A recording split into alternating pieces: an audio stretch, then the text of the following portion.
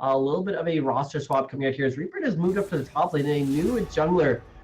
Ethan has come on along, so hopefully that's going to help something out, but something's got to change. I mean, they had the good idea. They wanted to make the plays. They wanted to make those group Wombo combos, but just never turned into anything. Yeah, and it's always risky changing up the roster like this because you have to worry about the synergy from your teammates. But on the advantageous part of that, that does throw off the enemy a little bit too, having to adapt it to a new style, especially top lane, jungle, and the support as well. Thinking that Ryu and Mr. Hyde are good enough in their respective spots, their mid and the ADC role, not having to change that one up too much as you see a Rise banned out by DePaul University. Over on the other side, focusing on those ADCs once again, Jinx and Kai'Sa.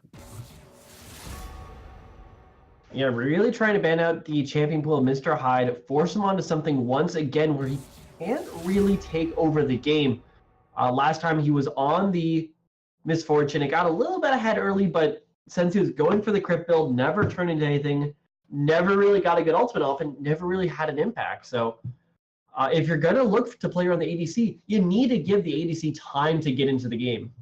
Yeah, very much so. And there's nothing taken off on Mr. Hyde there. I mean, if you given that time, you probably could have made that work. But there was so much else around on the team of DePaul that kind of crumbled around him that it was really hard for him to really get a footing on his for his team. So going to try to rectify that this time around as we see Caitlyn and Skarner, by the way, banned out. So that's actually going to be two champions from UC Davis played in the game number 1.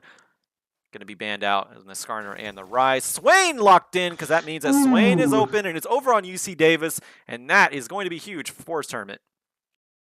I mean, it was Darius who got locked in for Uber Sorcerer last time. He had on it, just carried the game, and now you've given him possibly an even stronger laner. So it could definitely be going to the mid lane. We have seen the Swain flex before, but already not looking too pretty. Vladimir might be a decent answer to it, though. Yeah, of course, Vladimir with the sustain, and he can also get out of a lot of damage that Swain dishes out with the Sanguine Pool.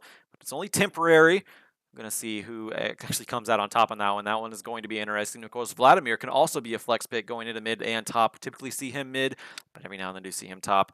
We're going to see where Swain and both of them go. Admittedly locked in, so that one is going to be an interesting pickup as well. A lot different play style than a Zach. Actually, well, and Tahm Kench. I guess it doesn't matter. Ethan coming up from the support, going over to jungle role. Again, that's one of the things that you see. Different sort of champion pools coming out whenever you switch up the roster. Also different play styles. So really interested to see how this Nidalee plays out for Ethan. It's most certainly a different play style. You have to approach it in a much, much different format. And that actually could be the extra kick that DePaul needed, because last match, it felt like Reaper really didn't get to do anything. Now he's going back to the top, and we got Ethan in the jungle once again. And Nidalee is one of those champions where if you start rolling, it is very hard to actually knock her off.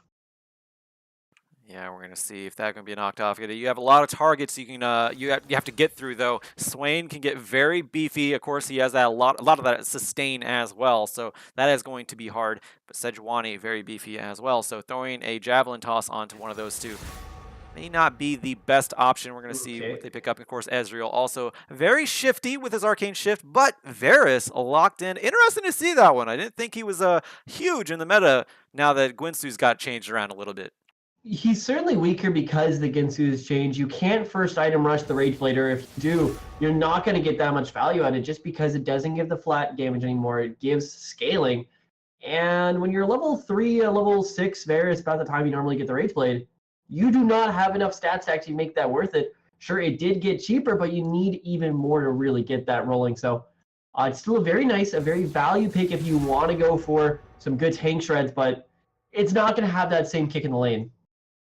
No, not at all, as we do see Galio banned out, so that is going to be taken away from either Forest, or actually, I mean, you said in last game it is a pretty big flex pick, so just being taken away in general from the 3 laners that it possibly could go off of, or go on to on the side of UC Davis. Braum also locked in, so heavy focus on the bot side from UC Davis. Really want to stunt Mr. Hyde and Shy Cub, especially now that Shy Cub is down there. They're taking away the Janna as well, but this time that's actually from DePaul, so even more limitations on the side of, or on the bot sides for both teams. Yeah, not only have they been doing their scouting, noticing that Mr. Hyde and She are usually the 2 members that get the most ahead for DePaul, I mean, look at last game as an example too. They're not comfortable playing around their top side. They're not comfortable playing around their mid side, or at least if they are, they haven't shown it just yet. So just keep putting the pressure down the bot side. Trust your solo laners. For UC Davis, it just gets you your lead, and hell, it's probably gonna work out in the end. But they've still got to actually convert on it because still got a few more picks left to go, and they don't have the counter. That's certainly a new one. Yeah, Tarek, not so bad considering how much they were getting turned on last game or just engaging, not working out to them. Cosmic Radiance may help that one out. I don't really think you have the same idea, though, especially with Nidalee going into the jungle as, having a Zac, launch in onto the enemy team fight. It's going to be a lot different. So interesting to see how the Tarek is going to play out into this team comp. But a Cho'Gath, who was banned out last game, is going to be picked up, which means I believe that it's going to be a Swain mid. It could be. It could also. There are so many different lane swaps that could be happening here, but the most likely scenario is, in fact, that Swain in the mid lane, the Cho'Gath in the top lane, and Sejuani head to the jungle, which means we should be getting a last pick support in here.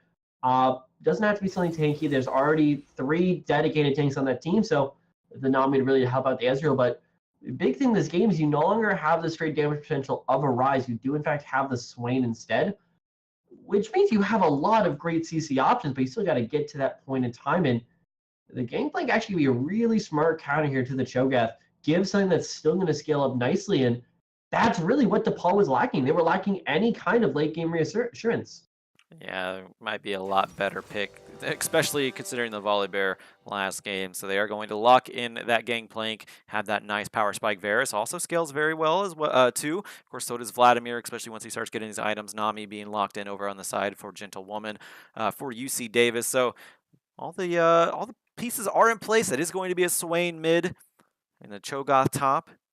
Swain going to be taking the teleport, so he is going to go against Ryu's Vladimir. Both of them very heavy in sustain, but of course Vladimir a little bit more of a nuke sustain. You get that little bit that transfusion. While Swain, he has quite a few ways. You can take your soul. You can also ult and get a lot of AOE damage along with the sustain there. So that is going to be huge. Swain, a very big power pick right now in the mid lane. Certainly, and you've been seeing really the rise of a lot of these tankier mid laners who can still have some wave clear, still have some poke damage, but still be able to bully on around it. It just seems to work with a lot of different compositional strengths, and it's very good for turning over into the mid game when you need to really start those fights, when you have some engaged tool and you need the guy who's going to be on the back shoulder, ready to back you up. Swain's going to work incredibly well. And even going off that, once you're level 6, you're very hard to gank. So the big part that Swain and even Cho'Gath brings to the board here is it shuts down potential plays for DePaul. That means that really if you're Ethan, you're going to be very strapped to find where you want to make that play. Ball lane's probably your best option, but even then is into a Ezreal plus a Nami. Somebody's going to have to find the chink in the armor right now because so far for UC Davis, there's not too many. No, not at all. And of course, there's so much CC on the side of UC Davis as well to initiate these team fights. Swain can do it. Of course, Sejuani great at it. You can throw a tidal wave over onto everybody. Who, not to mention Varus, very immobile. Tarek, not very mobile either. Of course, Vladimir can Sanguine Pool, but you don't want to. Yeah, if you bait that out, then he has nothing else left. So there are a lot of targets to hit that are pretty immobile over on the side of DePaul. UC Davis looking strong going into this game number 2. And UC Davis are sticking to their guns. They still have a lot of engage options where on the side for DePaul, they have a way more in the way of poke. You got a little bit of split push with the Gangplank. You got some sustain with the Vladimir. Even disengage with something like a Tarek. But then the core combination of Nidalee plus Varus does set themselves up for a bit of a snowballing poke composition. And with how well they were able, or the lack of how well they were able to pull off the last dive-based composition, it does definitely throw up a few alarm bells because, I mean, sure, both the compositions look equally strong, maybe a slight advantage over to DePaul, but there's also huge differentials in the difficulty to accomplish the compositions, whereas DePaul, they need to get everything going just right. No one can overextend, whereas on the other side, UC Davis, they just need to go in. Very much so, and it's actually interesting how well UC Davis was able to manhandle DePaul in the game number 1. Both these teams, let's not forget, both these teams are actually undefeated in the Teemo Cup Finals, which I know some people may laugh at, but that's still a challenge for anybody to go completely undefeated, not dropping a game in any sort of bracket. So both these teams, They came in with momentum and coming in strong, but UC Davis just look amazingly strong. We're going to find out how strong their game number 2 can be when we get into this game. Going to give a quick shout out once again to our social media plugs. Type in !Discord. Find our Discord chat for CSL. Join our community games. Things of the sort have a voice. You can also follow us on Twitter at twitter.com/CStarLeague and twitter.com/CSLLOL. If you just want Collegiate League of Legends material, of course, we do have other games: Dota, StarCraft, Counter-Strike. Sorry, I was going to say COD. I'm like, we don't have COD. It's Counter-Strike, CSGO. Of course, you can also follow us on Facebook at facebook.com/CStarLeague. Check out our VODs on our YouTube at youtube.com/CStarLeague. That would be being past matches. This will be added on there pretty soon as well. Any of our talk shows, the quad, Ward Up, anything that you may have missed will be thrown in onto our YouTube, youtube.com/CStarLeague. And of course, you can follow us, the casters. You can actually hit !casters to also get our YouTube, Twitter links, but you can also follow us underneath here at Fekez and of course at LOL_returned for my friend Returned here. You can also follow Twitch at twitter.com/Twitch because they have been here forever for helping us grow the collegiate community for quite a while, for technically forever. They've never stopped. We've always been streaming on their platform, so we wouldn't be here without them. So thank you very much. Go give them a shout out, twitter.com/Twitch and facebook.com/Twitch as we load up into this game number 2. Remember, this is a best of 3, so DePaul, they have one last chance to come back into this one, even though the the playoffs for the main conferences are best of 5s. The finals for Timo Cup, all the playoff brackets for the Timo Cup, still best of 3. So this is going to be quick. This is going to be sweet, no matter what. Even if it goes to a game number 3, we've been seeing these game 5, game 4s in the main conference. This is still going to be a nice ride for the Timo Cup. Very excited for this one. And of course, every team does deserve their spotlight. I've made it very public on my Twitter. Go follow me, of course. You can check out that. And how every team does deserve their spotlight. UCD, University of California, Davis, and of course DePaul University. I like that I get to cast these because, again, nice to shine light on the teams that aren't the big ones in the big conferences. I mean, well, they are the big conferences. They just didn't quite make it all the way through. Yeah, exactly. You're going to be catching out these 5 members on the invade. What's the response here from DePaul going to be? They are the ones holding all the cards. That they are. Gentlewoman throwing up the emote there as we see UC Davis. I believe they were spotted out by Ryu. I don't think they're getting getting the surprise on anybody here. As Ryu, they're definitely going to spot him out now. They looked like they were going to go check the bush, but decided not to. Uber Sorcerer just going to walk past it. So, Mission Impossible Recon going to be not paying off there as we see Ethan starting the top side. A little bit of a lazy response actually here from DePaul. They confirmed that all 5 members were in that jungler, but there was no attempt to establish vision anywhere else on the map. That does mean that, although it's not going to catch out Ethan right away, but Melons is going to be starting off with just a little bit of extra knowledge, knowing that Ethan is not on that blue buff. I mean, it's better than nothing, whereas you see what Ethan has to go off of, and it is actually nothing. Yeah, that is interesting. Actually, no wards thrown out either besides by Foz, and that's something you see a lot of times, especially with these sorts of line of scrimmages. So yeah, that's very interesting to see, and that does show the difference between different levels of play. We always see the wards go out whenever you see the higher elo players, the more I guess team-oriented, the more experienced teams play. We see those wards go out, get some vision and some. Hold on, Ethan very early. Yeah, he actually just blew his flash. That was a big loss for Ethan. He's getting aggressive, and it's not paying off. No, you definitely need some levels, and certainly one of the downfalls of Sejuani is that you have such a weak early clear. There's actually great adaptation coming out from that ward. Knowing Ethan's not on the top and bottom side of his jungle means that it's more likely than not he's going to be going for the invade. He runs directly across the map to protect his blue buff.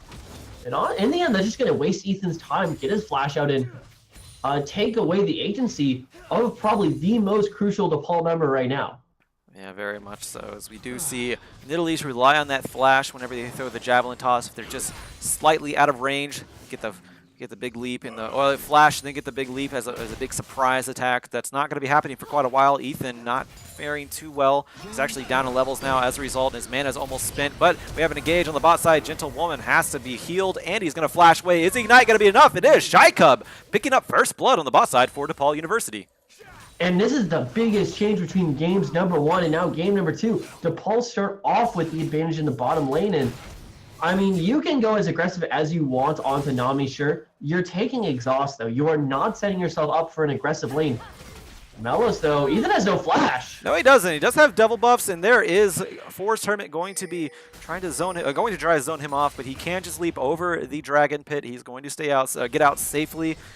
But yeah, going aggressive, even with a low health bar and they had no flash. Very risky by Ethan. Playing very aggressively, possibly trying to throw Melos off of his game, but so far it's not working.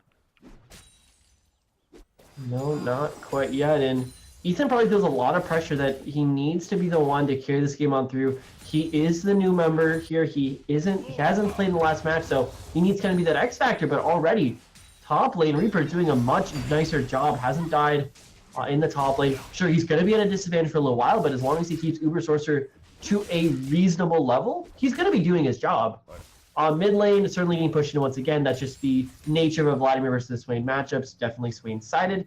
And then the bot lane, finally, DePaul pulls out with early kill. They pull out the early advantage. And, I mean, if you're looking at how you draw up this composition on paper, on the whiteboard, this is exactly how you do it.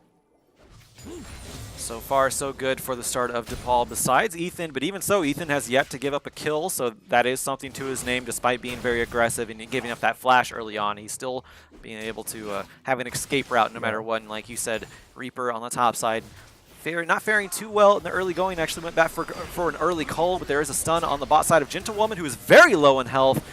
Has no heal to rely on right now besides that ebb and flow. There's no surprise heal. So Uber Sorcerer, though, he's getting ganked. He actually gets a flash, or flashes out of the Death Claw from Ethan. Also dodges the Javelin Toss as well. So fancy footwork by the giant Void Beast. He is going to get out, but that is a flash at the cost of that. Yeah, that was some very fancy footwork there. There was barely any room whatsoever to dodge away from that spear. Just a few centimeters to the left, and that was very easily a kill, but Ethan not quite going to be able to pull away with too much. No flash on an Uber Sorcerer. Does kind of mark a target up there in the top lane. No ward placed aggressively for Uber Sorcerer. Means he's not going to be able to feel too good about himself, but honestly, when you look at Ethan, that was a great gank, but that's not his job right now. His job is to keep Melos from really impacting this bottom lane, from really impacting any of these, maybe the mid lane too. And while it does look like he's been unsuccessful in the ganks, he's been doing a great job making sure Melos cannot tilt these lanes, and so far it's working out pretty well. Yeah, Melos not even level 5 yet, so he's going to take a bit. Ethan, yeah, pressuring him quite a bit as well, so keeping him on his back foot, making sure that he is in check in his own jungle. Very nicely played by Ethan, where nice plays can be had this early going. As we see him going back into the jungle, both of them trying to just farm up into that level 6 area. Of course, the level 6 a lot more pivotal for Melos than it is Ethan, but Ethan, of course, does get that nice stat bonus at level 6. We see a lot of pressure being put on the top side. Reaper being pushed into his turret. Once again, Uber Sorcerer just farming, and now he's going to be able to freely go ward the Tri-Brush, knowing that Reaper can't go and intercept him. Going to spot out Ethan, possibly making a possible gank attempt, but Uber Sorcerer, even pushed up so far, doesn't have flash. May not be able to get out if he gets ganked. Yeah, no, but even with Reaper so low, with barely any mana remaining, has an ultimate. I'm not even sure he's going to be able to use it at this point. It's just not worth ganking at this point. If Uber Sorcerer is able to turn that gank around into a kill, that is just an irrecoverable lane. So just let Reaper go there. He's doing an alright job. No consumable just yet for Uber Sorcerer. So, I mean, it's not broken yet. He's still hanging on. Just let the pirate go.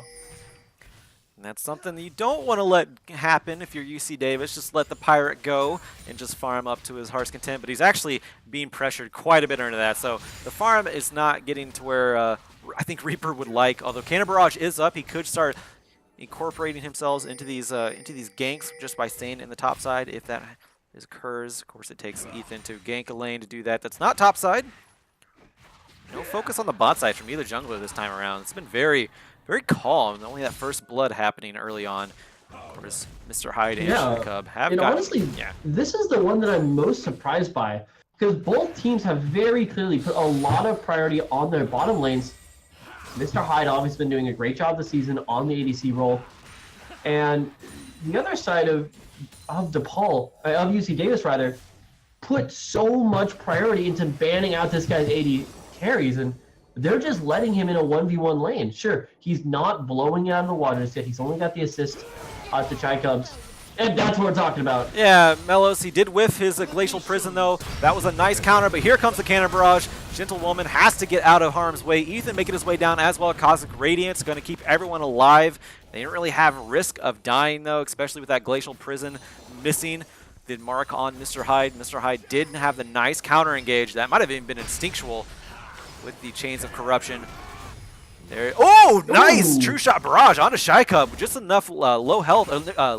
Got him low enough to be able to pick him off with that True Shot Barrage. And now it looks like UC Davis, a little bit delayed, but they may be turning this one around now. Mr. Hyde, he is in trouble. Arcane Shift into his face. Foz picking up that kill. 2 kills for the ADC of UC Davis on that bot side. Meanwhile, in the mid lane, a little bit of contention, but they're just going to back up. And overall, 2 kills to UC Davis. Yeah, and that's a great set of plays from UC Davis. They need to find some way to shut out Mr. Hyde. He is nowhere near hitting his killing point yet, but if you let that Varus goes on through, you've seen what he's been able to do this season. Force, though, he's going to get a 2v2. There's the ultimate pot by Force Hermit. Is he going to be able to get the Supernova onto Ryu? He does, blows him up. And now Ethan going in aggressively, picking up the return kill. So that is a kill for a kill, but Force Hermit got the kill over his mid laner. So that is going to be a slight advantage over to him. And not to mention, Force Hermit, he hasn't went back yet. He actually has over 3,000 gold in his pocket. So that's a pretty big kill for Force Hermit. And this is now every single lane for UC Davis having some considerable lead. Top lane Uber Sorcerer, don't even get me started. This man is going absolutely massive right now. Just controlling each and every lane he walks into. Mid lane with that does have the kill advantage, still have a 5 CS advantage. Probably the closest one overall, but bot lane, nearly 1,000, probably more around the range of the 850 gold advantage for Foz. And these are fairly equally scaling champions as far as how much gold they now need to get under their belts to really start pulling off. And unless there's some really good plays coming out here from Ethan or Reaper, there's just not too much left to consistently rely on in Great Bubble. Yeah, very nice. There is the engage coming out, or actually it's just to get out of harm's way right now. Chains of Corruption. Did Chai go too far? Yeah, he might have went a little bit too far. Gentlewoman knocking him out with the tidal wave, and that is Foz getting a kill and actually make that a double kill as the exhaust did go down onto Mr. Hyde, picking up that kill. Very nice onto the bot lane of UC Davis, picking up 2 more kills. You know, the one double kill at the very beginning is not excusable, but it's overcomable. It's okay, we gave this guy an advantage, let's not do that again. 4 kills on the Ezreal now. This is starting to border on unmanageable. Game number 1, it was Uber Torture pulling away this game on the top side. Game number 2, looks like Foz on the bot side. There's Cannon Barrage going down to the bot side just to try to save that turret, but I don't think that's going to really help out too much for Force Hermit. He is getting ganked on. No Javelin Toss landing. Melos is there. That's a nice Glacial Prison landing on to Ryu, who immediately uses his stopwatch afterward just to stay out of harm's way, keep from that gray screen. He's going to stay safe. Or as safe as can be, he's going to stay alive. I want to say stay safe because he did take quite a bit of damage on that in exchange. But he is a Vladimir. He possibly can just heal back up. Melos hanging out in the mid lane as well. Going to establish some ward control. And on the mid lane. Hold on. Yeah, there's Uber Sorcerer coming up from the backside. There's Sanguine Pool coming out finally after the Hemo Plague. But there's no damage to follow it up. Ryu going to go down. Uber Sorcerer eats him up. Nom nom nom. Gets a little bit bigger. And now Ethan and Reaper are there. Reaper using his teleport. So that is still an advantage over to UC Davis. DePaul not quite in the right position at the right time. DePaul, they're trying. They're doing the right steps to get these plays started. But there is so much pressure just leaking out of their solo lanes or even out of their dual lane in the bot side of the map that it doesn't matter how many wards they get. It doesn't matter how many rotations they make. They will always be at a net loss when it comes to pressure. And that is not how you can play a game. Somebody really needs to step up right here, right now. They have scaling, but at this point, there's not much room to hit to it. This is exactly what they were looking for. Chains of Corruption onto Foz as he was alone. He was pushed up way too far with no wards to really help him out. And Ethan was just waiting in the wings there. Very nice shutdown on the bot side. To go over to Ethan, but that is still some pressure relieved onto Mr. Hyde. Now they're looking for Gentlewoman as well. Yeah, they're going to look for Gentlewoman. Not going to land the stun from Shy Cub, so he's going to be making it out here. Force Hermit going to go in onto Ryu, but missing his snare and displacement, not going to go in too hard. Now they're just going to go back to farming in the mid lane.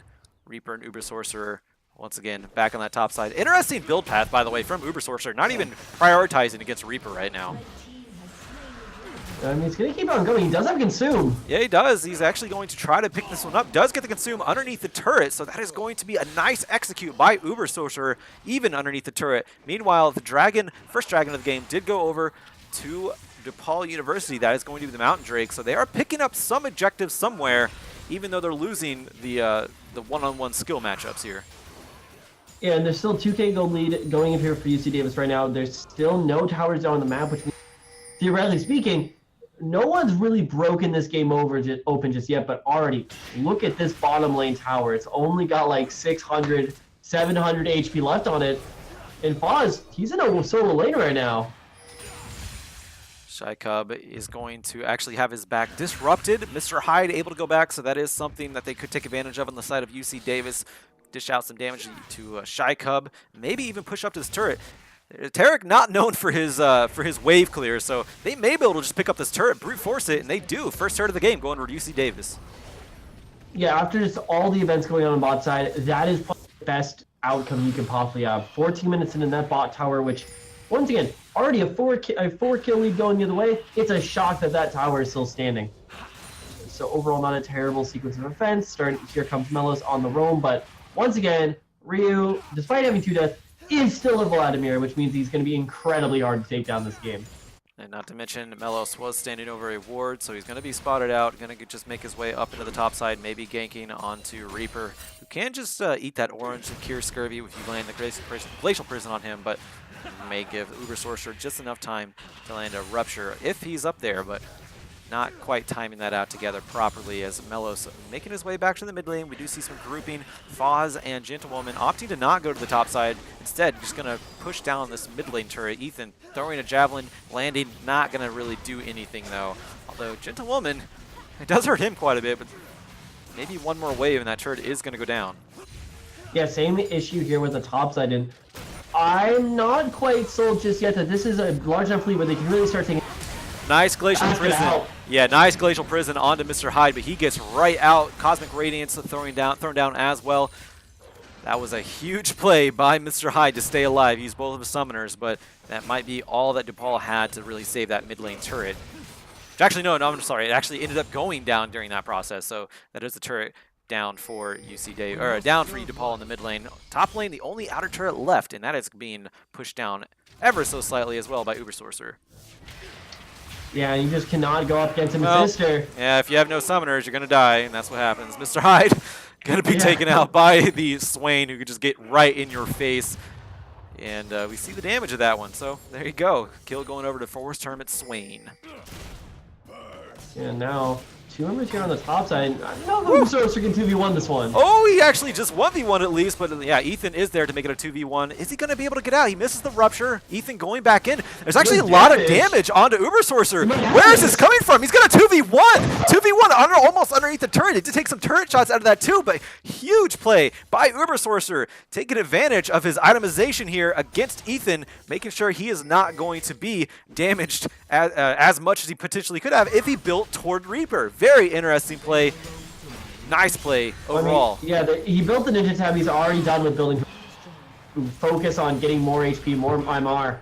But Melos is kiting into 2 people. He might have the advantage on this one. And now Forest Hermit is here, as is Uber Sorcerer. Uber Sorcerer does not have his Consume, but he does have quite a bit of CC in his arsenal. But they're just going to back off, not worry about it.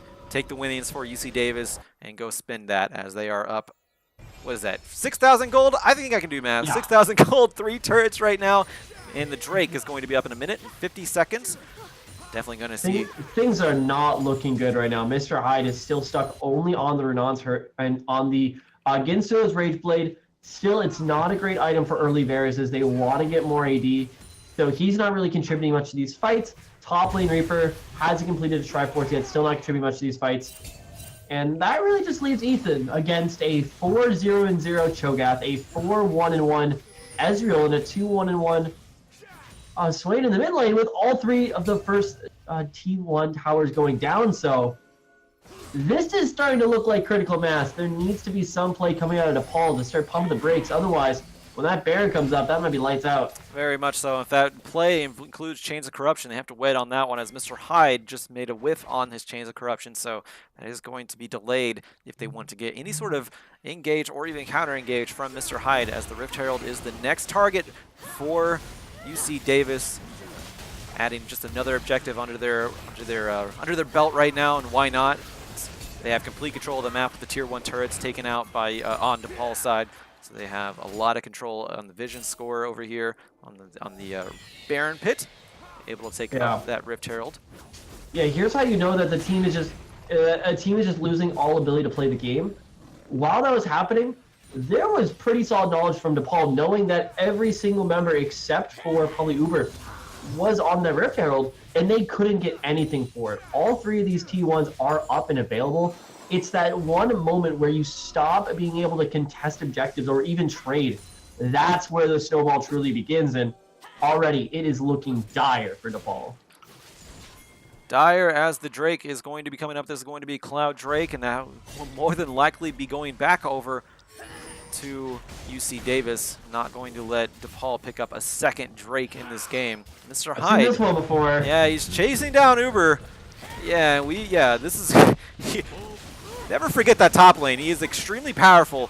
As we say that, that is going to distract the entirety of DePaul into the top side, except for Ryu's in the mid lane, but that's not near the Dragon Pit, so they're going to be able to pick up the Dragon pretty easily on the side of UC Davis. That is going to be the Cloud Drake. Once again, repeated it from the game number 1. Going to give them that extra speed for the rotations. Something that they may be looking to do as they slowly close this game out. And this is honestly an even cleaner game than game number 1. Game number 1 was very dependent on DePaul making key and crucial mistakes on their engages. This game is just macro play and micro all across the map. They're trying to catch out Foz. Nice flash and a stun onto Foz by Shy Club, and they're actually big burst from Ethan onto Gentlewoman. He goes down, but is it going to get a return kill onto Ethan, I should say. Ubersource here. Hermit, he can actually tower dive this. Foz picking up Shy Cub, so they are able to pick up a support for support. Foz needs to be careful and do not get hit by a javelin toss, because you will go down. There's the barrel onto underneath the turret to try to clear these waves, but it's not going to be enough. Foz needs those fancy feet. He's going to do that successfully as the inner mid lane turret goes down. Once again, UC Davis coming out huge on that one, only losing Gentlewoman. And still, it's just engage after engage going in favor for UC Davis. All they need is 1 or 2 more of those to go in their favor, and that's game over right there. Baron buff is up on the board. You have a Cho'Gath. You have the 1k true damage smite. And what most likely is going to be a stone play coming out as well for Uber Sorcerer here in just a few moments. So you really need to start praying for DePaul. That is the game plan at the moment. It has to be prayer. It has to be somebody on UC Davis really messing up, because there really aren't too many ways back into this game aside for, let's say, everyone disconnecting for the next about 20 minutes, everyone getting to scale up, because that's really what this game is predicated on. And even so, you still have a little bit of a buffer with the timeout solution if you want to go that route, but let's hope that doesn't happen, because there's nothing less exciting than looking at a pause screen and just analyzing things like UC Davis winning. But there is some contention coming out. Hold on, Ethan. Wait, right. Well, that was a misplaced true shot barrage. More likely. Not quite sure he was trying to ult Melos, his own jungler, but he does land it. So one way or another, he definitely throws up the emote. His teams are starting to catch on. But yeah. He's thankfully, out of all the ultimates on his team, that's probably one of the lower cooldowns and probably one of the least crucial for a team fight. But Herald popped down in the mid lane, as it does look like UC Davis is a little bit split on what exactly they want to do. Uber Sorcerer doesn't even take damage from those spears. That's insane. And there is a Chains of Corruption onto Forest Hermit. Forest Hermit's going to go down. He can't ult, so he's going to go down. That's actually a big piece of power out of the way. Yeah, Ubersource actually, he's keeping 4 people at bay right now. And the Baron, not down just yet. No, it's not. But Sorcerer is there. He does have the chomp, the nom noms. He's going to be able to pick that one up. Yeah, and Glacial Prison going to zone out Ethan. Even if he were able to get over there, still have to face off against Uber Sorcerer and Smite. So that's still the Baron going over for UC Davis, despite Forest Tournament going down. Not quite as clean as maybe written up in the playbook coming out of UC Davis, but still they're able to put pressure on the mid lane. They're able to get the Baron, and now is when they put this game away. There's not too much left standing between them and that first place prize for our Teemo Cup division bracket number 3. All it could take really is just one more good push. Make sure you have everyone stacked on top of each other, and you can't really stop these members. Uber has not been killed yet this series. Foz is absolutely on fire. 3 items completed plus the Ardent Sensor, so call it 4 with the Nami. And yeah, it's just incredibly dire right now for DePaul. Especially now that that's Runon's Hurricane completed for Mr. Hyde instead of something like the Blade of the Ruined King. Would have loved to see the Blade of the Ruined King first, just so you get the procs. You're finally able to deal a little with Uber Sorcerer, but there's nobody that can touch him. Without Bork, without any Armor Pen, you cannot kill this man. Oh, look at Foz. He's actually going to go in on to Ethan and pick up a kill. Arcane shifting his way into victory there, picking up the blue buff away from Ethan as well. So look at Ethan's build. He's not building into defensive. He's going straight kill. You land a Javelin, you kill. That's the name of the game for Ethan right now. That means, if you land those Javelin tosses, you're good to go. But if you don't... And then there's Foz on the inside, like, I can use Q2. I'm going to get you down. Lands a Mystic Shot or 2 and just knocks him completely out. And Ethan really was the hope for the DePaul team for this game number 2. He was the X Factor, and he's the only one here touting a positive scoreline. And it just hasn't been that impactful. No, it has not, as we see. UC Davis knocking on the door of DePaul University. Yeah, there's the tidal wave coming out. Uber Sorcerer is just zoning everybody. Ryu, he is going to try to do his best on the bot side, but it's not going to happen.